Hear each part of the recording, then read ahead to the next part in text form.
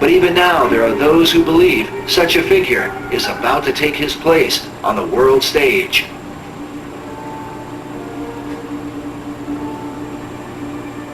In 1982, an English painter named Benjamin Creme took out full-page ads in newspapers around the world declaring the Christ is now here.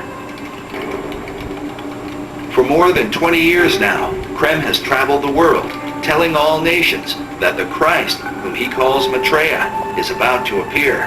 Maitreya is standing by, ready to come into the world at any moment. We caught up with Mr. Creme in August of 2006, as he had just come from speaking to an independent group at the United Nations. He had this to say to America. It's the duty of the American people to respond to Maitreya and to accept their destiny. It was on May 14th, 1982, that Creme held a press conference to announce that the Christ, Maitreya, was ready to emerge. May 14th was also the date of the rebirth of the nation of Israel in 1948.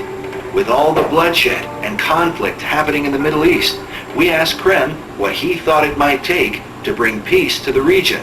I've always said it will take Maitreya to solve it. Prophecy teachers warn that the current roadmap to peace, followed by President Bush, is really a roadmap to Armageddon. Meanwhile, Creme says the solution is the universal Christ, which he claims is awaited by all religions. 2,600 years ago, Gautama Buddha made a prophecy. It's in one of the sutras. That at this time would come into the world another great teacher, a Buddha like himself, by name Maitreya, who by dint of his extraordinary spiritual stature would galvanize and inspire humanity to create a brilliant golden civilization based, as he put it, on righteousness and truth. Maitreya is the name of Maitreya Buddha. All the religions are awaiting him. The Muslims are awaiting a teacher they call, a prophet they call the Imam Mahdi. The Hindus are awaiting the return of Krishna or Kalki Avatar. Buddhists are awaiting Maitreya Buddha.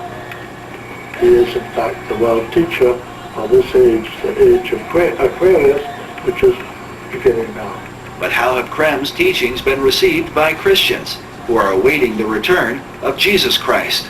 Jesus Christ teaches very clearly. He said, I'm the way, the truth, and the life. No one comes to the Father but through me. If we want to try to bring everything together and say, hey, we all worship the same God, well, then we're going to find ourselves offending the one true God. Many of them believe that what I'm talking about is what they call the Antichrist. Some even think I'm the Antichrist. Many of them think, if I'm not the Antichrist, I'm the leg man for the Antichrist. Creme is very significant to the New Age movement because he's kind of like the John the Baptist of the New Age movement. He even as John the Baptist was a voice crying in the wilderness that the Messiah had come, at Jesus' first coming, Creme believes that he's the one who's heralding his second coming. However, it's a New Age Christ. It's not the Jesus Christ of the Bible. And he comes in a way that the New Age Christ or the Antichrist is portrayed to come, not the way Jesus Christ is coming. You don't know what the Antichrist is. The Antichrist is not a man. It's an energy. It's an energy, destructive energy, deliberately released to break down the old order. It's in Revelations of St. John. The beast 666, the number of a man, is the Antichrist, Nero. The Emperor Nero, it was released through the Emperor Nero to bring about the dissolution of the Roman dispensation to prepare the way for Christendom. Oddly enough, Creme's teaching is very similar to a doctrine taught in the Christian community called preterism. Preterism comes from a Latin word that means past. In a nutshell, preterism teaches that the prophecies from the book of Revelation were fulfilled by 70 AD, a teaching many Christians reject. It's really a recipe for apostasy to set up the church for the Antichrist. While many prophecy teachers warn that the coming of an Antichrist is imminent, Benjamin Creme strongly disagrees.